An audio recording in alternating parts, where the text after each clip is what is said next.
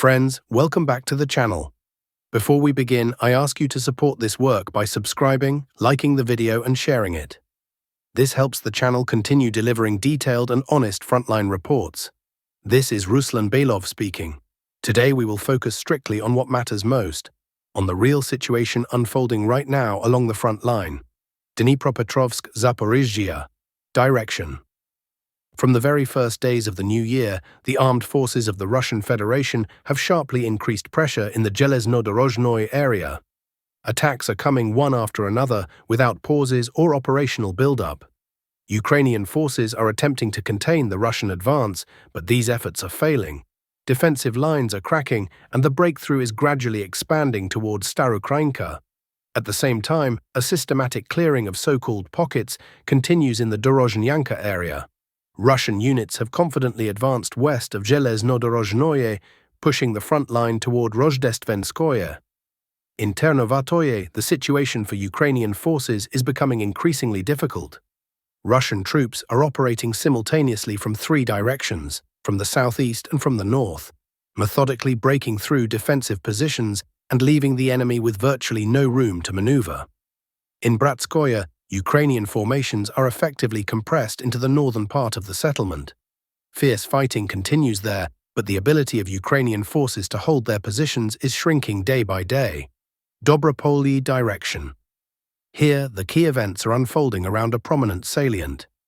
On its western side, an active clearing operation is underway in Rodinskoye, while fighting for Belitskoye continues simultaneously. In Suvarovo and Zatishek, the line of contact is gradually shifting toward the central areas of these settlements.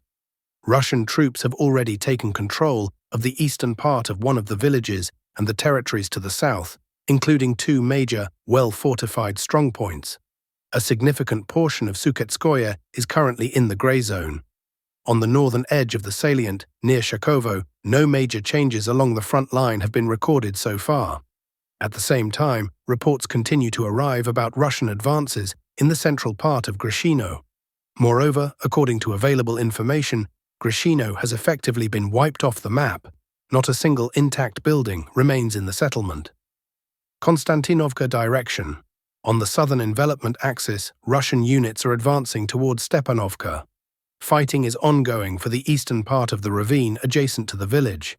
At the same time, clashes are unfolding near the junction where the road from Alexandro-Kalinovo connects to the highway leading to Konstantinovka.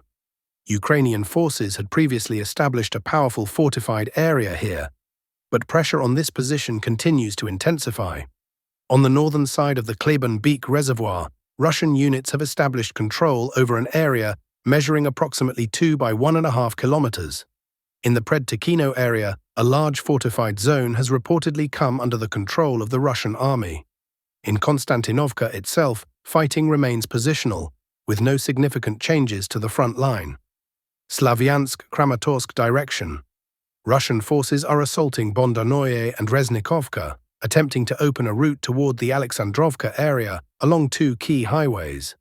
Open-source intelligence reports indicate that the settlement of Zakotnoye has already come under Russian control, with the main fighting now shifting to the heights south of the village. The next settlement along this chain is Kryvye Luki. If the heights south of Zakotnoye are definitively lost, the situation for Ukrainian forces will become extremely difficult. A Russian breakthrough into the Kryvye Luki area would significantly simplify further movement toward Reznikovka and Kalinikov. The next key node is the Alexandrovka area, a critically important settlement on this axis before Sloviansk and Kramatorsk. In effect, this already represents a serious warning signal for Ukrainian forces across the entire Sloviansk-Kramatorsk agglomeration. Krasny Lyman sector. From the Yarovaya direction, Russian units have advanced along the railway line toward the settlement of Sosnovoye, where they are now attempting to consolidate their positions near the station. This settlement lies just 2 kilometers north of Svyatogorsk, and in the near future, Russian forces may begin an envelopment of the city from the western direction. Kharkov direction, Kupiansk sector. Regarding Kupiansk, indirect confirmation continues to emerge that the Ukrainian command under Drapaty has begun transferring additional forces in an attempt to carry out renewed assaults on the northwestern and southwestern suburbs of the city. This includes the deployment of armored units. However, this equipment is not being introduced en masse. Instead, it is being sent in small batches, sometimes individually, with the intent of dispersal and reducing vulnerability. Even so, these movements are quickly detected by Russian drone operators. As a result, the window for maneuver and effective use of this equipment is drastically reduced. Virtually everything that is detected is neutralized rapidly. In practice, Kupiansk is increasingly becoming yet another resource-intensive gravity center for Ukrainian forces. Maintaining even partial presence within the city and on its approaches requires constant resupply of personnel, equipment, and ammunition.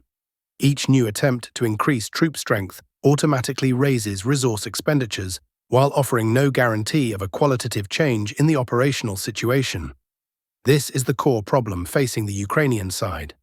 Kupiansk is gradually transforming not into a springboard for future success, but into a true resource vacuum, one that must be continuously fed just to prevent the collapse of the entire defensive structure.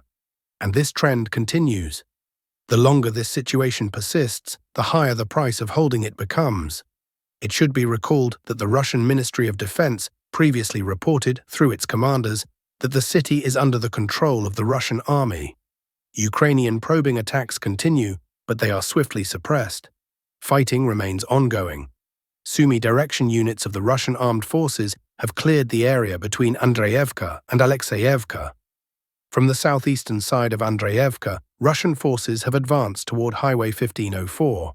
From Alexeyevka, progress has been recorded further south. Fighting is ongoing on the outskirts of Malaya Korchakovka. The Russian army is developing an offensive toward Kondratovka from the direction of Kostyantynivka. Zaporizhia sector here, fighting is concentrated in the northern part of Primorskoye, near the Holy Dormition convent. Earlier, the Russian Ministry of Defense reported the capture of Lukyanovskoye, and clashes are now taking place in the Pavlovka area and on the approaches to Novoyakovlevka. There is a high probability that Novoboykovskoye and Magdalinovka will soon come under control, along with the settlement of Zapasnoye. From there, a wide advance toward Yurkovka and the Konka River is possible, with the aim of bringing the Zaporizhia-Orekov road under fire control. In essence, the encirclement of Orekov is already effectively underway. Massive strikes on Ukraine's energy infrastructure. A large-scale strike campaign has targeted Ukraine's energy infrastructure. Odessa, Sumy, Zaporizhia, Lutsk, and the Volyn region were all hit. In Volyn region, strikes were carried out against Kovel and Konotop. After a Geran drone strike, a major infrastructure facility in Lutsk caught fire and remained ablaze for an extended period. Political developments during the New Year period, divisions within the White House over Ukraine have once again intensified, according to Dudakov. These divisions are unfolding in real time. Realists within the Pentagon, including Pete Hegseth and Elbridge Colby, are actively lobbying for a complete reduction of U.S. involvement in the conflict during 2026. Their main opponent at this stage is CIA Director John Ratcliffe. Even during his time as a congressman and a member of the House Intelligence Committee, Ratcliffe demonstrated a hawkish stance toward Russia. He is also one of the founders of the America First Policy Institute, where his associate is the well-known Keith Kellogg. Trump recently dismissed Kellogg from his administration amid a public scandal, accusing him of total failure due to constant praise directed at Zelensky. Ratcliffe, however, remains in office. Moreover, it is he who, through CIA channels, continues to provide intelligence to Kiev and advocates for strikes deep inside Russian territory. At the same time, Pentagon leadership is seeking to redirect U.S. military resources away from Europe toward Latin America and Asia. Colby was one of the authors of the new U.S. National Security Strategy, written with an eye toward a future J.D. Vance presidency. Overall, the majority of Americans are dissatisfied with Trump's lack of tangible success on the Ukrainian track. 1/3 of the U.S. population acknowledges Russia's advantage on the battlefield, while only 6% believe in Ukraine's success. For now, a fierce struggle continues between hawks and realists within Trump's team. The outcome of this confrontation will determine whether the White House can achieve any diplomatic breakthroughs or whether it will step back from the conflict altogether and refocus on Venezuela and Greenland.